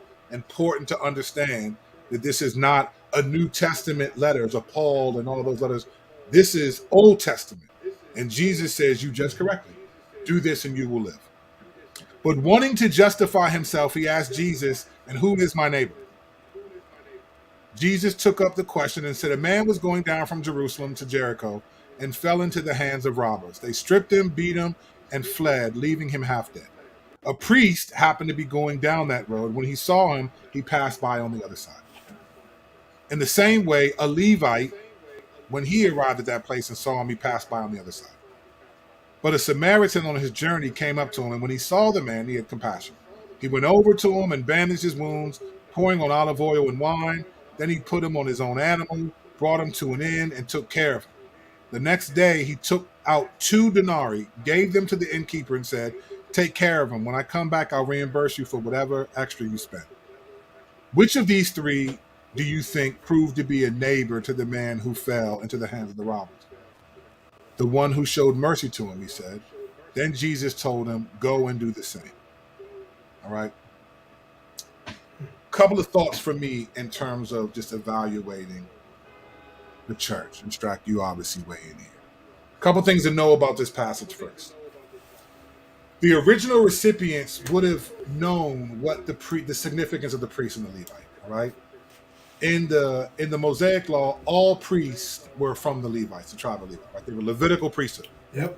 So a priest would have been the most astute on the law. All right. A Levite, it's possible that you could be a Levite and not a priest, but the Levites were set aside for the priesthood. So when, Jesus is describing this story, he is talking about 2 people who knew exactly what the law of God required. The expert in the law said what it was. These men knew the same thing, right? So the original recipients of the letter of who with this story, I believe, would have understood that the priest and the Levite were applying the Mosaic law by assuming that the body was dead because he was bloody and beaten. They didn't know, they thought we'll be unclean, right? We don't want to be unclean. If you were unclean, the Mosaic law says if you even accidentally come near an unclean, you're unclean for a week. You have to sit outside of the city and go through the purification rites. Okay, so you will be unclean. But here's the thing, though: it wasn't sinful to be unclean for that reason. A woman in her menstrual period was unclean, right? It wasn't sinful. You could walk if you were an Old Testament Jew, and even the time when Jesus was talking, that was still the law. That's why this story was really shocking. That was still what they thought was the going standard. If you see a dead body, you'll be unclean. You can't be. So the priest and the Levite walk away, but it wasn't sinful to do that. So what Jesus, by highlighting this priest and Levite, he's saying you cared more about the theology of cleanness and not wanting to touch or be near a dead body than you did about mercy, about loving your neighbor and seeing, is he okay? And if he's not, seeing if there's anyone who can identify him so that his family can find out that he's lying dead in the street, right? All these things are missing. They cared more about keeping one aspect of the law, but not the most important one. Because we see in verse 27, the expert of the law says to love your neighbor, the Lord your God, with all your heart, with all your soul, with all your strength, and with all your mind, and your neighbor as yourself. So the priest and the Levite, who are experts in the law, fail to love their neighbor as themselves. So what is the overarching concern of these 3 passages? I desire mercy and not sacrifice, right? It's our theology doesn't produce the grace that God requires.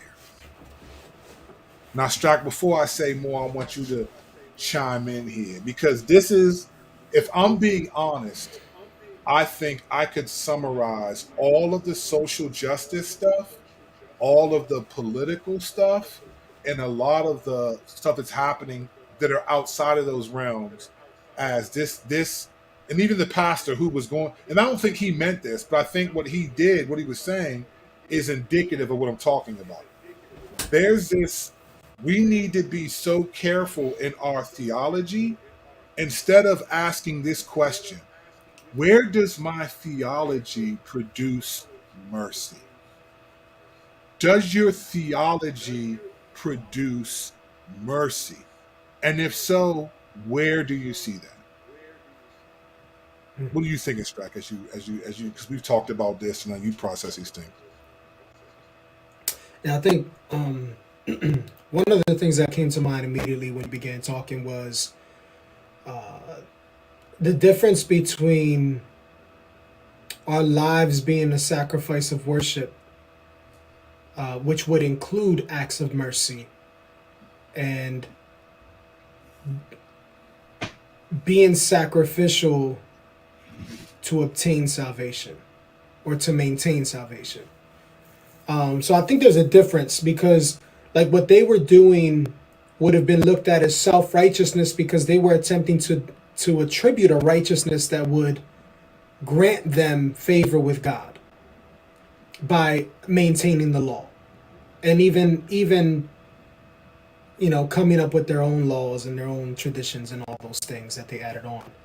So that immediately came to mind is the difference between, because we are supposed to be self-sacrificial. I mean, we are supposed to pick up our cross, carry our cross, and serving others would be self-sacrificial. Right. Merciful, being caring toward others. But there's a difference, between what we're talking about as far as being self-sacrificial and actually being sacrificial according to the law for the sake of accomplishing the law, on your own righteousness. And I say that because you view people differently when you do those two things differently.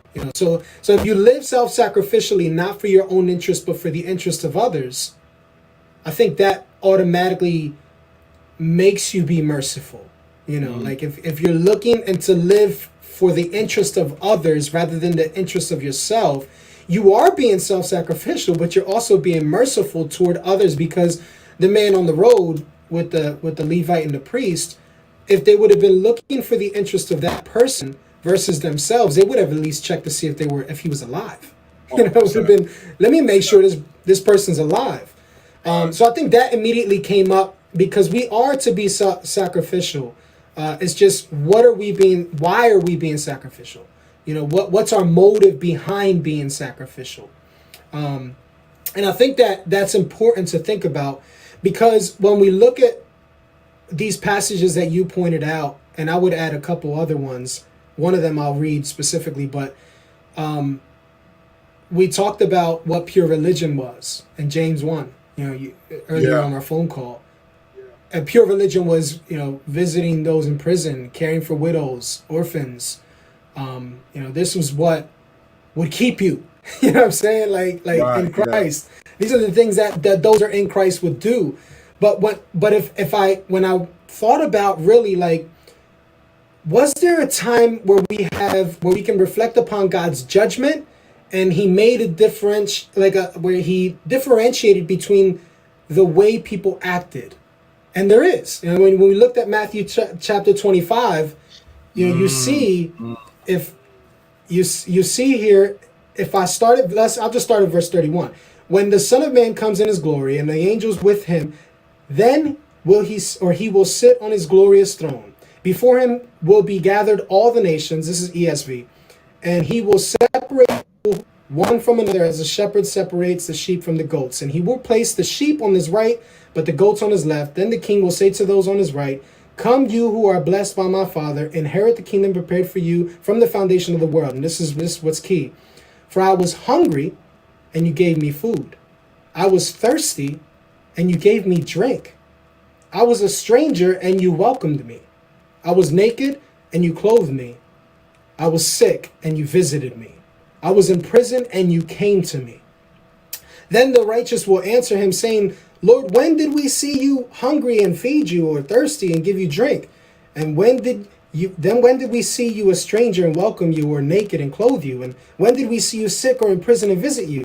And the king will answer them, Truly I say to you, as you did it to one of the least of these my brothers, you did it unto me. I think that says it all. You know, what is it to be merciful as a Christian? Are we caring for people in this way? You know, when people come to us who are suffering in this way, you know, we see a person laying on the side of the road, do we care for them? You know, do we go check on them? Do we make sure they're okay? Is our heart bent towards that way? One of the things that encourages me when I'm not sure if a person is actually a believer and they bear fruit or not, right? Like, because they may have made a profession of faith, I always consider, is their heart soft? Are they merciful? You know, because those to me, a soft heart, a merciful person is signs of at least God showing them that much of himself. Right. You know, for them to be merciful and to be caring, like, and there's something that happened within their hearts for them to be able to be that way towards other people. Is it regeneration entirely? I don't know. Maybe the Lord is just being gracious towards people in this way. But it's a sign for me. You know, it's something that looks good to me. It's an encouragement to me when a heart of an individual who I'm questioning is merciful and their heart is soft towards suffering. You know what I'm saying? Because Yeah. that to me shows the Lord. It shows me the Lord. When I see mercy, when I see acts of mercy, it shows me the Lord. I mean, your theology may be all jacked up, but man, if you are able to be merciful toward others, we can learn theology. You know what I'm saying? We can walk through that, you know, in scripture. You can't teach mercy. Like you can't teach the heart to be merciful. Mm-hmm. So Brother, those are my thoughts. yeah, and I think when I think about where we're at as a community, as those who are a lot of us, not all of us, obviously, I think no one. I don't think the question. I think we were fighting. Oh, you know what I think happened, bro? I think there was a fight over who is my neighbor. When we started Mm. talking about the definition of social justice, and it was a modern day way of saying who is my neighbor. Or do I believe my neighbor? Right. Yeah, because now we're questioning people. You know, so it's just Yeah. I'm really, this is why I've tried to stay balanced and why we've gotten to that place. And you know, I've noticed the people, there's someone that I know that maybe 6 months ago had like 200, 300 something followers on their Twitter page. And I saw them in some back and forth conversation going after this guy, popular theologian, and they were disagreeing with him. He would be more on the social justice side. And I happened to just check their social media, and they're like, they got a couple thousand followers now. And I realized, you know what? The people that I've seen grow the most in their social media have been grown the most because they're attacking other believers for their views. They're opposing, and I'm like, wow. So you got this. So we used to call it Facebook Community Church, but now it's clearly social media community church, right? It's the SMCC because I see it on Facebook, I see it on Twitter. I see, you know, it's a sense where my theology will attack you, but there's no mercy, right? And that's why I think if you're the theology, if James is right, which I tend to think that he is, then who are the orphans and widows in your life? And where does your theology, and don't say to me, we had this conversation and we might still be in a different place, but don't tell me that that your mercy that you have is to preach the gospel to other people. Because one, many of us don't do that. Let's be honest. You got more people would rather go overseas, and most of those people have never even went in their neighborhood and preached the gospel. Everyone wants to go. I'm not. Don't tell me. Oh no, it's merciful or just to forgive people. Sure, it's merciful to forgive, but there's a commandment that says you're not forgiven if you don't forgive. Right. My concern is that we've gotten so theological that we don't have room for anything functional. So we understand the doctrines of grace, but not the character of grace, right? We've said this before. Luke Yep. 18, the Pharisee walks in like, man, Lord, I'm glad I'm not like this dude. Man, I kid you not that is exactly what has happened the last 10 years or so in what I would call the evangelical church. Yeah, I think that if people considered that story, that scenario more, things would look a lot differently. 100% If different. we reflected upon, that's, yeah, for sure. I mean, one went in there with a standard, and he believed it was the righteous standard, and he thanked God for having that standard, and he thanked God that he wasn't like the dude who didn't have that standard. 100%. And yet, the one who left there cleansed, redeemed, was the one who knew he couldn't even look at the standard. Right. He couldn't even look at the standard. Like he couldn't even come to God and say, I have some kind of standard. There was no standard to be had. He knew he met no standard. And he was broken over that, and he just asked for the Lord to give him what? Mercy. Mercy.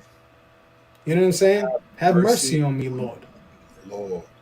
Right? While the other guy was holding up his stats. Holding up his stats and holding up his neighbor's stats. Like, fam, look, I voted Republican. Look, I stand outside the abortion mill. Yeah. Look, I preach the gospel on the corner all the time. I'm telling people they're going to hell. Hey, like, I march with Black I'm Lives doing all Matter. these things. I'm standing up for all this stuff. You know what I mean? Thank God I'm not like these dudes who don't go to this, who don't yell this, who don't preach that. Thank God I'm not like them. Hey, fam, if those are our prayers, God have mercy. Have mercy on us. Bro. Those can't be our prayers. Those can't be our prayers, fam. This is what happens, bro. Those can't be our conversations even. Like, they just can't. If I'm sitting with somebody if I'm talking to you and me and you were talking and we like, yo, thank God we not like these dudes, fam. You better check me, homie. My heart better check me. The Lord is going to check me. You know what I'm saying? Like, is that not what we've seen for the last 10 years? Is that fam, I read my lyrics sometimes and I get so rocked. Wow. Over my own lyrics sometimes. Because I'm just like, wow, I'm not really there. Like, I sound like the Pharisee. I sound like, you know what I'm saying? Like, it's just real, and you know where I see this play out a lot is on social media. Like, you post something and then people will drag you if they disagree with it. Or they'll question your theology. The other day, man, I posted this on Twitter and Facebook. I just said this. Oh man, let me get it down exactly, because I was like, why is this a big problem? I couldn't understand, like, why are these dudes acting like this? Is all I said. Here's what I said. I said biblical mathematics.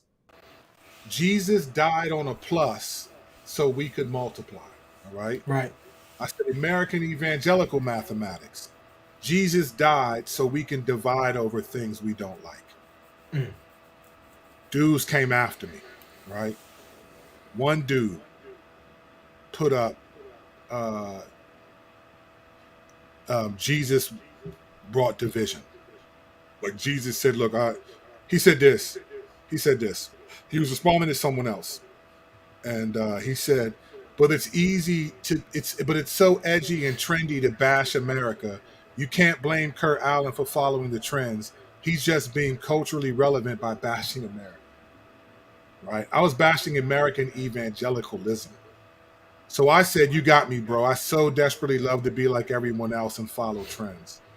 I wish I had real friends that were as discerning as you are, that would call me out on this fear, man, that I have. Thanks, man. This dude is constantly doing this. And then he posts this. Do not suppose that I have come to bring peace to the earth. I did not come to bring peace, but a sword. And then he put Matthew 3:12. He is ready to separate the chaff from the wheat and all this stuff. Another guy came to my defense. Man, don't diss Kurt, bro. That's not cool. He's a good brother. Ooh. So I put John's prayer that we would be one as you and I are one. He comes back with Matthew 7. Not everyone who says to me, Lord, Lord. You know what's funny? Those scriptures all work together. Yeah. They all say the same thing. Yeah. These wonderful theologians that we got here. And so we were going back and forth on this, and this guy and another guy kind of attacked me. And then I just said, brother, like the division that Jesus is talking about that he came to bring was salvific. He was talking about when people believe in me, that it's going to cause division even in people's own families. The gospel is Yeah, going to the cause gospel. divisions. The He good wasn't talking news. about you should Yeah, be divided once you're a that's right. believer. That's right. Paul is the only one that said it's good that there be divisions among you, only so that we could see who's biblical and who So we isn't. can identify. Right. So we can identify. That's what he was saying. But Yep. division is not what we're supposed to be about. So Never. again, I got attacked, and this dude said I'm just bashing, and then he took my tweet and he reposted it on his page, and then was like, "Yeah, I think I don't agree with Kurt a lot, but I thought this was clever."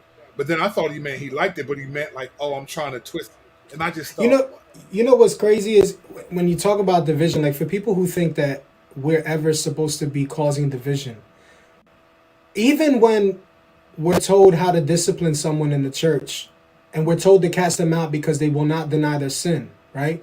right, Even then, why do we do that? We do it that the Lord may restore for them, them, that the Lord would use the torment that Satan will put upon them to restore them and bring them back into the fold. That's the intention. It's not the division that's intended, it's actually a unity that's intended through the strife and through the division. So the right, division is even used to unify. You know what I'm saying? Like, right. That's what God yeah, cares about, and that's right. that's because you can't the body, right? Because Jesus said, "A house divided against itself can't what? That's right. That's Can't right. stand. Can't Can't. stand." See, how can Satan drive out Satan? A house divided against himself can't stand. Come on. But It's the true. reason why we're talking about this is because this is what I see all over social media, community church. People will come at you, and these are, and I'm not, I never say stuff like this, but I'm gonna just say this for the purpose of what we're talking about, right? I've been a pastor for 14 years. I've been the lead pastor at my church for almost 8. I've been in ministry for 20 years. I have I believe, faithfully tried to, with flaws and all intended, tried to serve the Lord. I've never had anyone call me a heretic. They don't I'm talking about people that really know me. I'm not talking about these goofballs on social media, right? Who act like your tweet summarizes all your Yeah, theology, yeah. right? We're talking about people who know my life, who know Right. people who go to my church, who know me. People like you know me. I've never been. I try to carefully handle the word, never. Hmm. But you'll go on social media, say something, and I don't want to qualify everything I say. I like these be like test markers for me. Like, watch how people just go crazy over this. They'll be so offended, and these people are pushing back. These people aren't even qualified to be ushers in their churches. You're not even an usher in your church, and you're talking to me, a pastor of a church who has been a pastor, an elder for 14 years, with Hmm. no scandals in my life, none of that stuff, none of that stuff in my life, right? So and so it's like to me, and by God's grace, I don't have them. I'm not boasting in them, but I'm just saying they're not in my life, right? I don't have those things in my life. So to me, when I watch these Pharisees come on social media, come into social media community church, and they're talking with all this, well, my theology, you obviously are a coward and don't know how to handle the word. It's like, fam, you're not even a D group leader in your church. I put my theology out there every Sunday, every counseling appointment. I get flown across the country because people appreciate the theology that I bring. I'm not saying this as a boast. I'm not being the Pharisee in Luke 18. I'm making a point about this I desire mercy and not sacrifice, which is basically Jesus saying you care more, your theology doesn't have room for mercy. Your theology, your what you the sacrifices of God don't have anything to do with the nature of God. That's what Jesus is concerned about. That was the whole point. You care more about how strict your theology is and how accurate it is, yet it produces no mercy. So you're criticizing people who have a different understanding of mercy, and you're trying to figure out what's their theological compass, when in reality, your theology doesn't produce any mercy. It allows you to judge other people, to make blog posts, YouTube discernment videos, to go on someone's feed and attack them because you think giving me all these verses totally out of context, not even realizing that the division that Jesus is talking about is salvific, not fellowship oriented, right? I'm just sitting here laughing like these people are hilarious because and I think they're doing a lot of this because they're heroes. The platform epistemologians that we Mm. follow, they do this. They do this. And so we're imitating them. And I don't think it wasn't until I realized I knew that the celebrity pastor culture thing was a big deal, but I didn't realize how big of a deal it was until all of this happened. I didn't realize until all of this happened that I realized, wow, people are imitating their favorite theologians. They're watching this, and I'm talking about both sides. You know me, Hmm. we're equal opportunity offenders, Yeah. both sides, and I'm just like, wow, this is fascinating to me. Well, every movement wants somebody to spearhead it. You know what I'm saying? Every movement needs that. So once you have men who are proclaiming a certain thing, they're going to cling to them and they're going to run with it, One and hundred and percent, they will spearhead their movement. You know, one and hundred it percent. and it even aside from just spearhead, it also gives some integrity to their movement or Yeah, some yeah, some weightiness. You know, right, yeah, because if you're spousing out all of these things that this celebrity dude is saying, it gives you some validity and one even hundred percent, some, you feel like you're on the same team. 100%, Your squad is winning. 100%. But I think what we've realized is we've all lost. Mm-hmm. That's what we've realized. If your theology doesn't produce mercy, you've lost. And Mm-hmm. I think you're in danger of being one of the goats. Jesus was rebuking Pharisees who do not know him, That's that right. you desire sacrifice and not mercy. Your theology shouldn't allow you to be uncaring and unloving Mm-hmm. towards other people. And I think we've seen that happen a ton. And I just thought, you know, I appreciate this. Somebody said, yeah, my man Jason. Yeah, I saw that guy. I had to bite my lip. I'm not that mature yet. LOL. Now, this brother right here, this is a member of my church. He knows my theology. He hears me teach. Him and his wife, they came to our church recently because of what he heard me teach. He knows who I am. To watch this clown on Facebook, and I shouldn't say that because but I do think he's only lacking a big red nose. To watch this dude say all this stuff, it's like, bro, this is gonna sound way more arrogant than I'm trying to, but I want to say this. You're not qualified. You're not even qualified to correct me, bro, on that level, like to correct my theology. You're not even qualified. Oh, you got a history, a legacy of being rude and immature. When I speak about the church, look, I speak to the shoes. If they fit, wear them. If they don't, then walk barefooted to the glory of God. I speak to the shoes. I don't call out nobody's name. I don't tag nobody. I don't say negative things about any individuals in my post. And I might make a point about something someone said, and that is rare. I don't do that. When I make these statements, I speak broadly because I speak to the shoes. If they fit, put them on. If they don't, then walk barefoot, humbly before your God.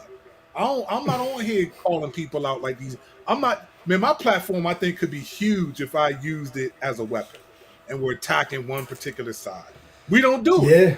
We won't Yeah. do it. So I stay in the couple thousand followers on Twitter because I'm not going to do it. I got people on both sides mad because I make good points, but they don't want me to challenge them. Yep. They want me to challenge the other people, and they get offended and think I'm trying to play both sides. It's like, fam, I'm trying to be godly. What about you? Like, so here's the question we have to ask ourselves. I don't care about your MDiv, your THM, your PhD in any theology. I don't care about how much school you got. I don't care about none of that. What mercy does your theology produce? What is the knowledge of God that Micah 6:8 is talking about? Let's read this again. Micah 6:8 says this. This is the concern from Micah 6:8. This is what he said. This is what God is saying. He said, mankind, he has told each of you what it is. He said, what the Lord requires of you to act justly, to love faithfulness, and to walk humbly with your God. I love when he says this. I love this. I desire, if you had known what this means, I desire mercy and not sacrifice. You would have condemned the innocent. A lot of us think we're being discerning, but our theology is condemning the innocent. Our theology condemns the innocent. And I think on the left, people condemned people for not making racism the top priority. And from the right, people condemned people for making racism a priority. And Yeah, in so doing it, you condemned the innocent. And I think, man, shame on all of us. But if you do that, shame on you for doing yeah, that. Shame on you for doing that. Because that's what happened. You condemn the innocent. And now the church is broken. yeah. We're I broken. mean, when if we think about considering the interests of others over our own, and then we go to Philippians. Philippians 2, and you think about the humility of Christ, fam, like I don't see any other way around it. You have to view people in light of the way God views them. Right. Like when you go to deal with people, you have to deal with them the way that the Lord deals with them. So if you're dealing with someone that the Lord took the cross for, that's how you should deal with them. If you're dealing with somebody who you don't think the Lord took the cross for, then they're lost, and that's how you should deal with them. You know what I'm Yeah. saying? Like, but either way, you're to be merciful. Either way, you're to be loving. Either way, you're to be the way that the Lord would require us to be. You know what I'm saying? Like the way He would have us be. We do the things He commanded us to do because we love Him, Yeah. and So let me say we're I have a supposed theory. to. This is going to get into the WWJD I conversation. This is know, going to I this is going know, to I build know. next for the next conversation. But I have a theory on why a lot of believers are like this. We see the Pharisees as people who didn't believe in Jesus and rejected him, and I think we look at Pharisees objectively as righteous people who unrighteous people who thought they were righteous that rejected Jesus, right? That's our conceptual framework because that's biblical, except for those who believe in Jesus. But we think though, once you believe in Jesus, the Spirit of God doesn't allow you almost to functionally be a Pharisee. And that's why I think a lot of us are deceived. So we look at the Pharisees as people who rejected Jesus, but we don't reject them, we believe in them, right? But if you look at if you look at just the functional reality, right? What the Pharisees, what the law of Moses represented was God's word, right? Jesus is God's word, right? So we functionally see the same thing. So just like you could know the law of Moses and say, I believe in it, but then functionally get it wrong, you can be a Christian, say you believe in Jesus, but functionally be a Pharisee. And that's what I think is happening in the church. It's you have all of these people who think, oh, I'm not a Pharisee because the Pharisees rejected Jesus. No, the Pharisees rejected the law of Moses too, especially since this expert in the law in Luke 10 said to love the Lord your God with all your heart. The Pharisees knew that as well. They rejected that. So you can be a Christian and reject the very same thing. You're rejecting the word of God. It's just he came in the flesh. There's no difference. And so I think what's happening is a lot of the church has gotten so theological that you've forgotten that God doesn't need your sacrifice. Hosea 6:6. I desire faithful love and not sacrifice. Remember, what sacrifice meant was the sacrifices that God says are required. Those are theological truths. We sacrifice. God said, look, I desire faithful love and not sacrifice. The knowledge of God rather than burnt offerings. So Jesus isn't impressed with your theology, fam. He's not impressed with your theological accolades. And he's not impressed with your honorary doctorate degrees, right? He's not impressed with those things. He's impressed with, where does your theology, where does your MDiv, where do these things, they produce mercy from you? In Matthew 12, he said, I desire mercy and not sacrifice. If you had, you would not have condemned the innocent. We've seen 10 years of nothing but Christians condemning Christians. And every time you bring it up, yeah, but what about this? They're always trying to find well, what about this part about loving my neighbor? Is this loving my neighbor? Fam, that's not even the right question. First of all, prove that there's mercy, that your theology produces mercy. Who are the orphans and widows of your life that you demonstrate true religion to? This is what has been lost. This is why the church responded. And this is why some Christians ran with CRT and Black Lives Matter, because it was the first time that some organizational entity actually seemed to care about people who were less fortunate. And that's why what happened. So you can blame all you want on CRT and all that on certain people.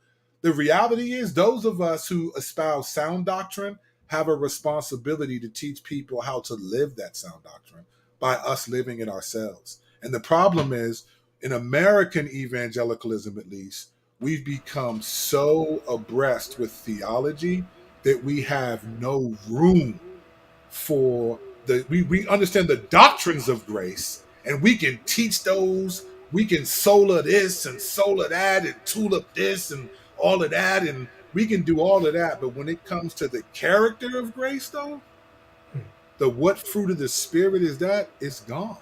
It's not there.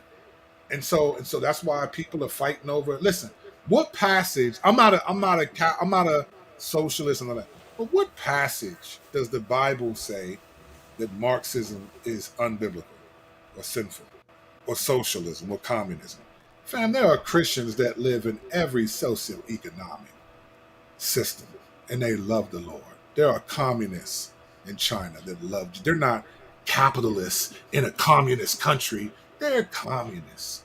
They're socialists in Venezuela, but they're believers that love Jesus.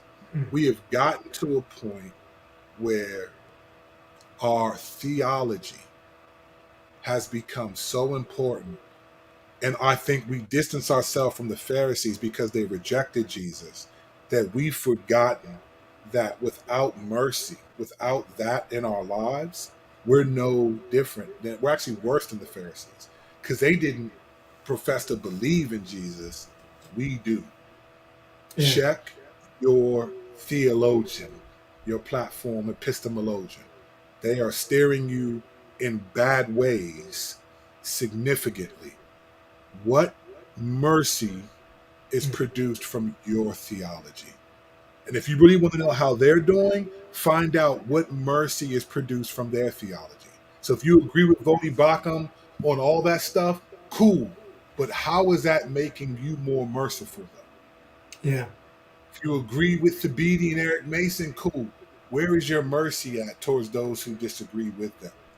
Yeah, I think that's one of the negatives out of the many positives that we would have gotten out of the young, restless, and reformed 100%. Movement. You know, we have this elevation of dotting every I, crossing every T with our theology, with doctrine, and the doctrines of grace especially, but we elevate those things so much to the point where even our prayers are affected when we go before the Lord, and there's a lack of genuineness because we're so concerned about crossing every T and dotting every I with our theology. Yeah. I mean that affects people. You know what I'm saying? Like, people are really. This is something that, like, when you consider the doctrines of grace, they're supposed to elevate our knowledge of the depth, the width, the height. Like Paul prayed, you know, in Ephesians 3, that we would know these things about Christ. Right. That's what he prayed. And that's what the doctrines of grace is supposed to do. It's supposed to open up our eyes as we view the love of Christ and we see them in light of these truths that we see in Scripture. It should elevate our heart toward the Lord even more. Right. And I think because man is involved, you know, well, obviously we always, you know, make things more confusing than they really are. We've removed the the genuineness of just being genuine before the Lord. Right. And I think that is what produces mercy, the genuineness before the Lord. You know what I'm saying? Yeah. And all those other things are supposed to add to the relational aspects of the Lord. You know, being relational with Him, that's Yeah. supposed to add to it. Right. So how do we get here? That's going to be our next episode. We didn't just stumble across this. This is what we talked about on this episode was the conclusion that we see. But what was the process in getting here? That's going to be next week's show where we walk you through how did we get to this place. And you're going to be surprised on how something with as good intention as what would Jesus do actually produced the culture that we're talking about right now. That's going to be it. So we appreciate y'all, man. I know we started earlier than normal, so some of y'all jumped in a little bit late, and that's all. We just had to start early for a couple reasons. The main one for me being it's my son's 13th birthday, so I'm about to Yes. get off and go celebrate with him. And then the Sixers Nets game. We sports fans too. We care about that. We You know what appreciate it y'all. is? We're gonna be back to our normal time next week. We'll be at 7 p.m. live at 7. This time we started early again because of the things we listed. But we appreciate y'all riding with us. Don't forget to like and subscribe to the channel, man. Please consider being a Patreon supporter. Patreon.com/cross examine. $5 a month, whatever you can. We'd love to have you because we got some things coming up that we're going to need the support of others because Yes. we're not going to be able to do those on our own. But we'd love your support. Don't forget to go to find out all about what Strack is doing. You can go to hishypeman.com. You can go to Yes. kirkkennedy.com to find out what's up with me. Let's get it on and popping. And I'm getting ready to drop another Substack article that's going to be a banger next week. Links will be in the description of the show on YouTube and on the audio if you're listening to the podcast. We appreciate you all. Love you guys. Thanks so much for riding with us, Thank you. tolerating Thank you. us, and Thank all that. you. Having said all that, I'm Kirk Kennedy. He's Strack the Wolverine. Yeah. Yeah. And we are Yeah. out of here, y'all. Grace and peace. Peace. Appreciate y'all.